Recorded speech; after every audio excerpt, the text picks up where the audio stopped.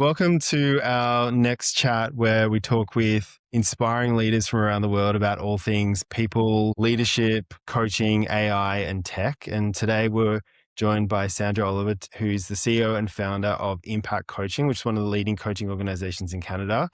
And you and I have a lot of conversations about what's changing in leadership, what's changing in coaching, what's changing with the role of AI and technology and how things are moving really quickly. So I'm excited to have you here today to share some of your thoughts, and hopefully we can share a few stories with the public and let them know what's going on the inside. So thanks for coming along. Thank you, Peter. I'm looking forward to having the chat. Yeah, a lot's changed for leaders. We've been doing this for, as you know, more than 2 decades. And, I think what's happened over that sort of 20 plus year period is that people have, like, leadership has become more and more complex.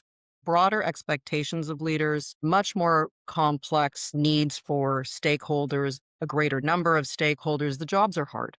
And so I think coaching has evolved in that there's probably more advising than there used to be 20 years ago. You have to have a lot more background from a coaching standpoint in terms of business or industry or specific areas of specialty, like any consulting, in order to be able to kind of keep up with what the demands of what senior leaders are looking for right now. And leaders are there. The big things that are on their minds are things like succession planning. That is universal. I don't know an organization that isn't worried about the fact that a big portion of their leaders are going to retire and they don't have a good handle on succession planning and they don't feel like they're developing people. Lots of concerns around AI, of course. Are we ready for it? Are we doubling down on it? How do we get the masses kind of working through that? How do we drive that kind of change without creating risk? Uh, a lot of stuff around trying to manage the polarity of the workforce expects a certain amount of balance, a certain amount of well-being. The business needs productivity, and both are good for both parties. Business need, like people are happier if they're productive generally. So how do you have those dialogues? So people have a really tough time now. I think it used to be a much more linear job. You would say, I need you to do this and here's why, and the person would go and do it. Now you need to have more of a dialogue. So every single dialogue is challenging, and it's partly to do with that polarity and leaders being unsure about what they can talk about and what they can't talk about. It sounds like an easy time for leaders out there then. It sounds like it's been getting harder and harder over the years. Getting harder But and I don't know harder. if And you've add to that the economy is up and mm, down and uncertain all the time, right? So that's a huge issue, and it's holding everybody back from making big decisions right now because they don't know where AI is going to land and they don't know what's going on with the economy. It's very unpredictable. So it makes it hard for them to make big strategic decisions, which most organizations know they need to make. yeah. When you're out there talking to executive teams and CEOs and boards about like what's most important for leaders, are there things that have been popping up more and more, even just in the last year? Like obviously AI has become a real trend over the last 3 years, but it feels like there's been like a real rapid change in what matters most to leaders, even just in the last few years. What are the main things? Like you mentioned a few sort of broad topics, but what do you hear in every conversation that you're in right now? Succession, succession, succession, Yeah, culture. right. Yeah. So, like really getting much better at succession. During COVID, everybody switched jobs. So we had a succession pipeline. Now we have a lot of new people. We have to change. We've changed the structure of jobs. We've changed the structure of leadership teams. There's a lot of new leaders in the workforce and in Yeah. our leadership team. So just understanding who's who and how able they are to take over for roles and recognizing that turnover it's less predictable than it used to be. So that's a big, big issue. Culture is a huge one. Talk all the time about culture because, culture's kind of drifted. You have hybrid workplaces, you've got lots of changes in strategy, lots of new players. So really kind of buckling down and going, what is the culture we currently have? Are we being intentional about it? How are we working with our leaders? And we're getting asked to work with a lot of leaders to help them shift the culture starting from the kind of top down. So there's a big, big concern about that. And then future oriented leaders. So we're doing a lot of work. We've done a lot of work with you guys at TALY around developing success profiles or personas of the leader that is needed now and for the next sort of 5, 10 years. Some of that includes things like AI, but it's a lot of things. Mm. And what is it that we think we need? And doubling down on the personality more than the technical requirements. I think the other thing that's happening more and more is we're talking more and more about total talent. So, we have partnerships with search firms. When you're looking for talent, you can look outside or you can develop from within. And in more cases, people are interested in doing both and figuring out how to do both because they need to be faster on finding and developing talent. Yeah, it's a complicated space. And it's an interesting point you make that, workforces have changed so much and they have become more spread out. There's less time in the office. The succession plan isn't as linear as it used to be. And even Gen Z now are looking at management roles and opting out of becoming managers is more and more saying, I don't want to be a leader because it looks like bloody hard work. I can't, that's not something that I'm interested in doing. So, and I think they're probably right. So they should, You're right, and you don't get paid enough. Everybody thinks they get like, there's lots of articles around the really high paid executives, but a lot yeah. of executives are working way more hours than anybody sees, and, it's a service kind of position more than people realize, I think, and so I don't think Gen Z is wrong. You probably don't get paid enough for the amount of sacrifices you make, and people do it because they enjoy changing workplaces. They enjoy helping other people be successful. And I think Gen Z could start to look less at the transactional side Mm. or at the sort of purpose driven side. I'm hoping that they will as a generation lean into that because, I've done it for 20 years. I lead an organization. I've worked with leaders who lead organizations. It's pretty fun. It's tiring at times, but it's pretty fun to see a whole bunch of people be successful at something that you weren't sure about and they've proven that they can do it and they're super excited about it. It's fun to be part of that. Yeah, well, let's hope they're listening to that. And I think so. One of the things that I think is really interesting about, with all of the complexity that you're talking about, and, we talk about it a lot at Tally, that things is moving more and more fast, getting more and more complicated and needing to be more and more personalized. And this idea that AI and technology has the power to distribute learning and development to more people. And so all of those middle managers and junior managers and individual contributors can get access to more personalized development that used to be more sort of contained at the higher ends of the business. I know you've got some pretty strong opinions about the role of technology and how it's changing coaching. How are you seeing things sort of playing out with AI, tech, the way that the requirements of leaders around development and coaching is changing? Like how's it all coming together from your perspective? I want to talk about coaching, consulting, and talent generally. But I think for coaching it's a form of consulting. It's more teaching people to fish than it is fishing for them, right? So it's a different sort of tool, but it's part of the consulting industry. So the two industries, consulting and tech, are merging. Because in order for people to use tech, they need people to help them figure out how to use it and to fit it into the system. In order for me to be an effective consultant or coach to you, there's a whole bunch of data that makes me better. There's a whole bunch of support tools that makes me better. And, we should not go back to the days of people manually filling things out in great big ledger books and then counting them. And we should not go back to the days of which we used to do is taking handwritten notes, reading them all, coming up with themes, putting them in a deck. Yeah. We should have to pay for that anymore. And I think clients don't are expecting that level of efficiency. And what it's done is it's pushed consultants and coaches up. So consultants and coaches have to be better.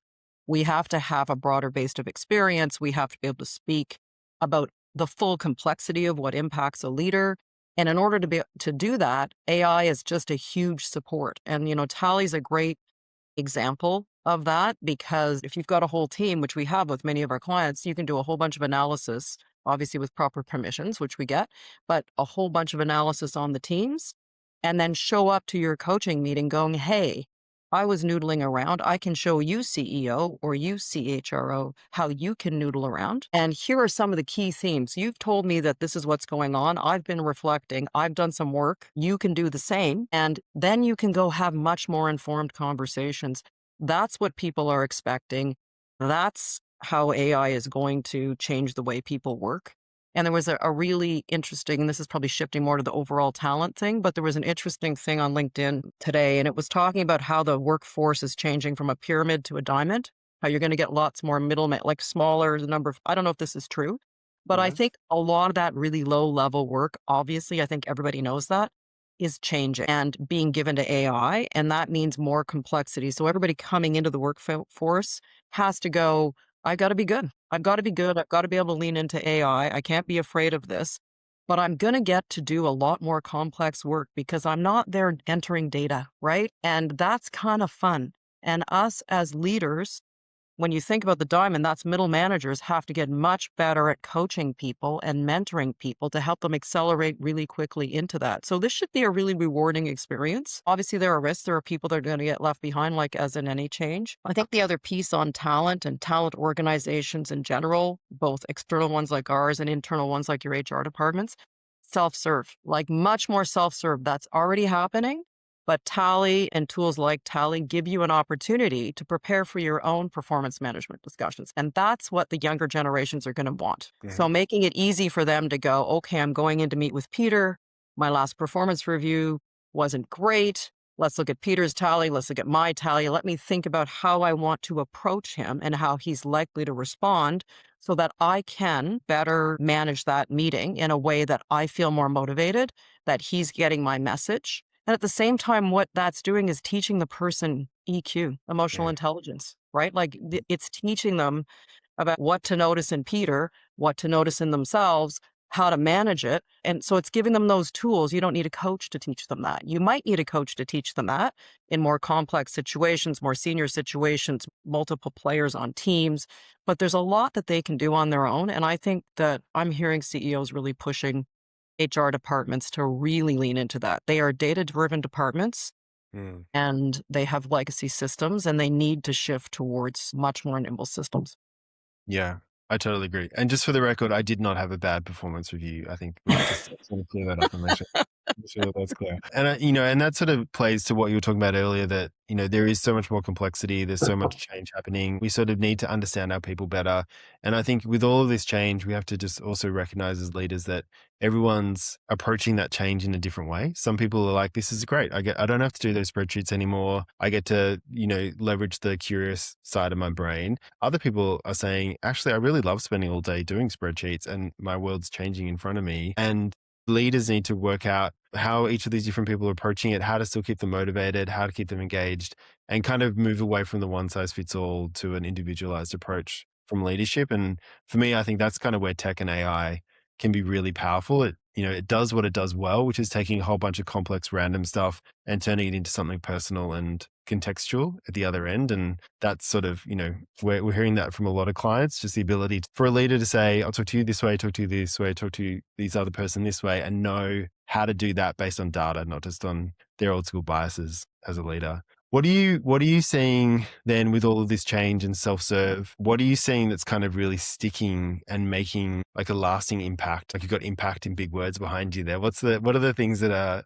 are making consulting and this talent change actually have a lasting impact in the work that you're doing? Do you mean specific to coaching or consulting in general? What are the things that are sort of differentiating the good from the great when it comes to having a lasting impact on leaders today and like change? I think from a from a consulting and coaching standpoint, it's kind of leveling the playing field. So you got all these big consulting firms.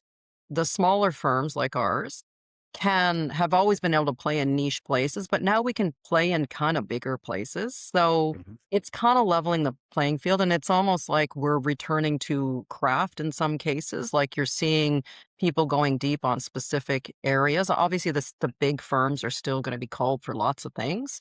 But I think, in terms of opportunities for smaller firms, I think that that's showing up for us. I think when we first started coaching 20 years ago, like nobody was really coaching. So we just had lots of individual assignments. And then we started to do sort of bigger, more complex assignments, full cohorts, sort of promotional, like, helping people who just all got a promotion or helping people who wanted to get a promotion. That was a whole core cohort.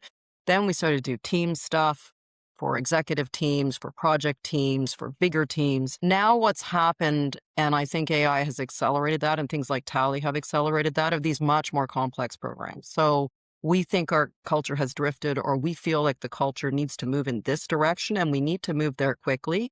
Can you work with all of our leaders to help them in a coordinated way with a team of coaches managed by our staff? Can you help the leaders make the shift? Mhm. And that's I think is what's changing, certainly in our space.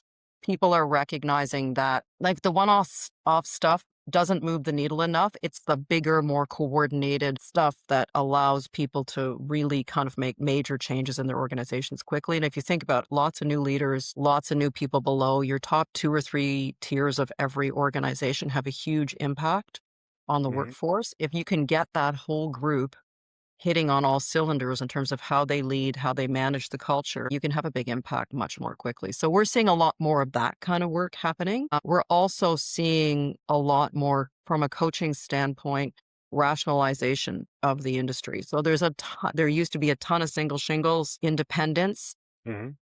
all sorts of RFPs now, all sorts of vendor agreements. So we spend a lot of time filling out forms. And I think it's because Fun. people recognize and big forms, like really big. And I think people recognize that there's a lot of people in the space when you have a lot of single shingles and the quality varies really widely.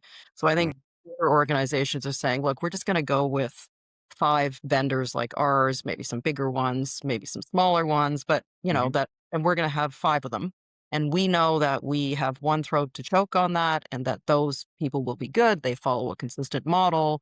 Their coaching staff or their talent staff is reliable and well trained and has access to tools like Tally. So for our industry, that's a really big change that Mm.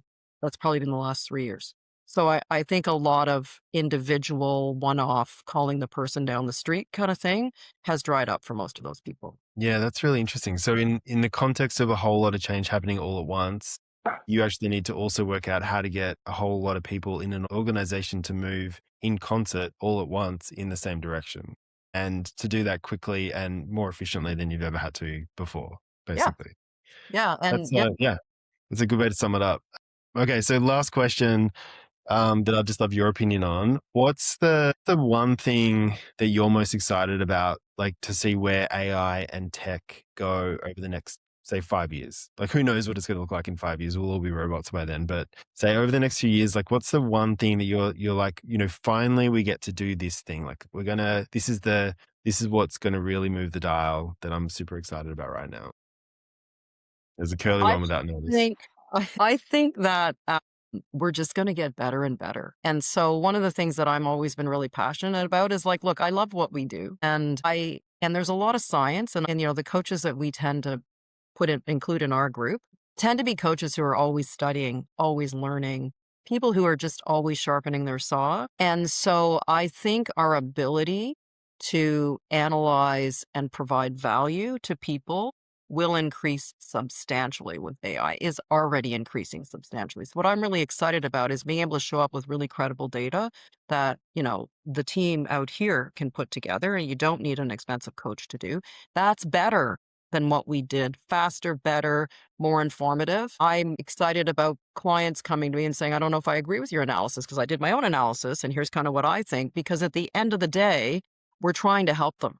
And that's a Mm. partnership. So I think the democratization of it probably, I think the ability to just be better. And frankly, if you're paying consultants to do things, they have to be really good. And so I think, the future will be a lot more young people will have access to doing what we do because generally you have gray hair if you're going to be coaching senior executives. Mhm. So they may not be coaching in the same way I do, but they can contribute to the process and learn much more quickly. And I think clients will be contributing a lot more. And I think the end results will be way more effective, way more quickly. So I don't know if it's earth shattering. We're already on the continuum. And I think it's going to be good for everybody. Yeah. Well, I mean, I love that. It's a really nice way to sum it up. Like when all of a sudden everyone has access to more information and you surround yourself with people who want to learn and who want to continue to improve, then, the path you're on is to get better every day. So it sounds like a nice way to be playing. It's better than the doom side, which is we're all going to lose our jobs and be replaced by machines. So that's a Well, much, and we much should, less scary. like, there'll be a bunch of people watching this. So the one thing I think we should talk about is things like confidentiality and boundaries and all. That's kind of more like, I think we have to get really good at that. Mm. And we can't, it's like the early days of when COVID happened and, the filter was, was Oh, yes. going Yeah. viral. You don't want Yeah. to be that guy. Yeah. we've gotta really get all that stuff nailed down. So I think making sure I think that's the one thing that we really have to honor here. And I know our coaches feel that way. Any of these consulting businesses, any of these leadership roles are trust-based roles. So we have to get the boundaries on and make Mhm. sure we're working with credible vendors, but we can't stop. We got to lean in and get the boundaries at the same time. So I think that's an important point because I think people are really worried about that. They're worried about confidentiality. They're worried about things going sort of getting out on the social media somehow. And that's a fair worry. We have to make sure we've got all that nailed down and we've got closed systems and we're doing a really good job of managing them. That's really important. Yeah, I totally agree. I think governance, quality, privacy, compliance, a whole bunch of boring words, but they matter most. And that's the difference between any random person seeking some data or making up some stuff in GPT versus a trained, experienced person who knows what they're doing with the data. Both of the outputs sound very compelling, but only one of them is probably right and maybe safe at the other end. So Yeah. I think it's a good point to end on. So listen, thanks for jumping on and sharing your thoughts today. I appreciate you having a chat, and thanks. Thanks. That's all I got to say. Thanks. Thanks. Great to see you, Peter. Well, that was a fun and interesting conversation. Thanks so much to Sandra for taking part. Even though we're sitting literally on opposite sides of the world, one in Canada and one in Australia, we're obviously both seeing very similar trends in coaching, just how quickly things are moving. If you want to find out more, if any of that resonated with you, please head to impact-coaches.com or head to asktally.com. As you can tell, we love having these conversations and would love to chat to you further about it.